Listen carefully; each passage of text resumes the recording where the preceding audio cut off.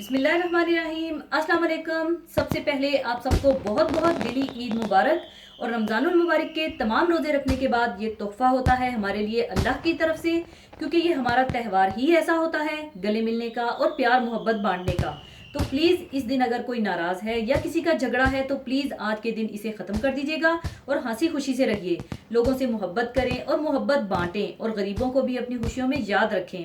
और इस त्यौहार पर जो नाराज़ हैं उन्हें मना लीजिएगा, क्योंकि ईद का ही एक खूबसूरत और ख़ास मौका होता है। और इस त्यौहार पर बहुत से मीठे घरों में बनते हैं और मेहमानों का भी आना जाना लगा रहता है। तो मैं इस ईद पर बहुत मज़ेदार कीवामी सवैयाँ बनाना सिखाऊंगी। तो इसके लिए हमें चाहिए होगी सवैयाँ 1 पैकेट या 125 ग्राम, दूध 1 लीटर, खोया 500 ग्राम और मिल्क पाउडर से आप खोया बना लीजिएगा, जिसकी रेसिपी मैं आपको दे चुकी हूँ। चीनी 2 कप और इसका शीरा बनाने के लिए 2 कप पानी चाहिए होगा। और देसी घी हाफ कप। और अगर आप तेल या मक्खन का इस्तेमाल करना चाहते हैं तो आप तेल या मक्खन भी ले सकते हैं। और फ्रेश पीसी सब्ज इलायची हाफ टी स्पून, जर्दे का रंग हाफ टी स्पून और बादाम, पिस्ते और सिल्वर बाल्स गार्निश करने के लिए हस्बे ज़रूरत चाहिए होंगे। सबसे पहले इसका शीरा तैयार करने के लिए आप पानी, चीनी और जर्दे का रंग डालकर इसका शीरा तैयार कर लीजिए।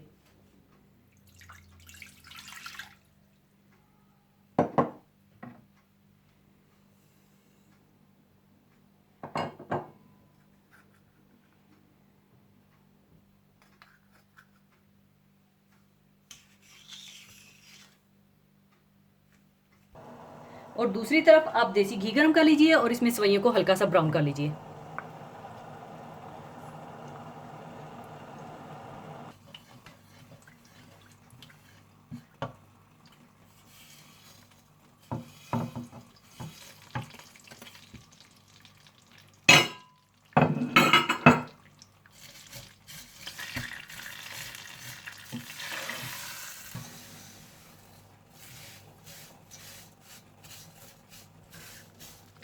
और जब ये इस तरह से हल्की सी ब्राउन हो जाए तो आप इसमें दूध डालकर मिला लें।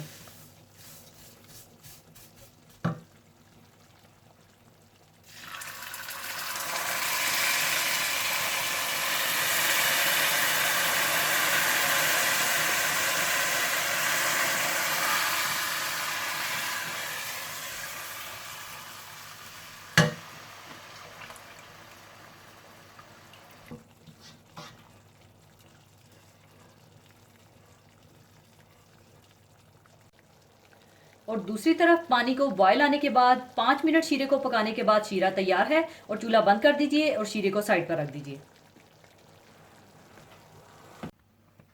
और जैसे ही दूध में बॉयल आ जाए तो आप इसमें खोया डालकर अच्छी तरह से मिला लें।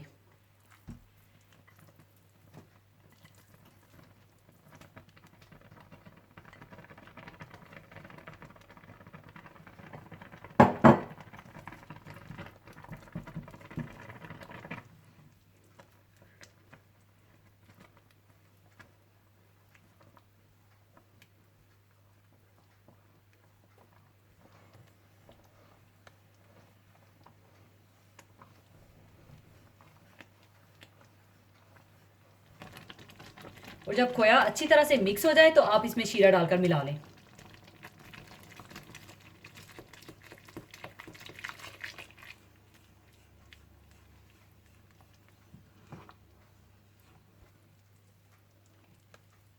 शीरा मिलाने के बाद आप इसे पकने दीजिए तब तक कि ये थोड़ी सी गाढ़ी हो जाए।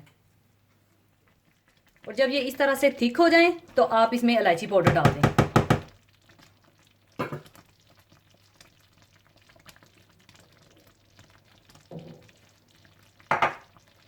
और इसको ढककर 5 मिनट के लिए आप हल्की आंच पर दम लगा दें। 5 मिनट हल्की आंच पर दम देने के बाद कीवामी सेवइयाँ तैयार हैं। पहले आप इन्हें अच्छी तरह से मिला लीजिए और फिर मैं सर्विंग डिश में निकाल लूँगी।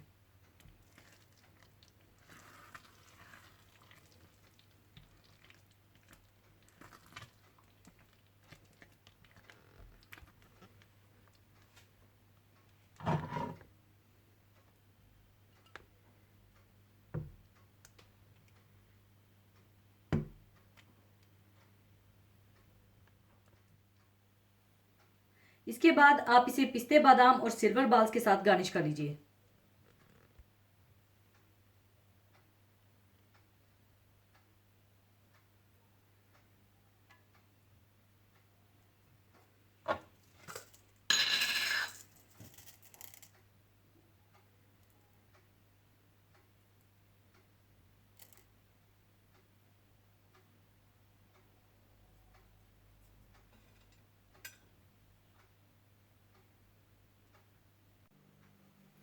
लीजिए कीवामी सवैयाँ तैयार हैं, ज़रूर बनाइएगा। और जाने से पहले आप सबसे ईद की चंद सुन्नतें और आदाब शेयर करना चाहूँगी, जो कि इस तरह से हैं।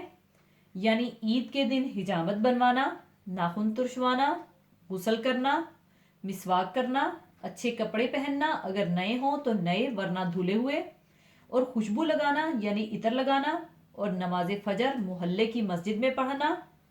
ईद उल फितर की नमाज को जाने से पहले चंद खजूरें खा लेना, 3, 5, 7 या कमोबेश मगर ताक में हो।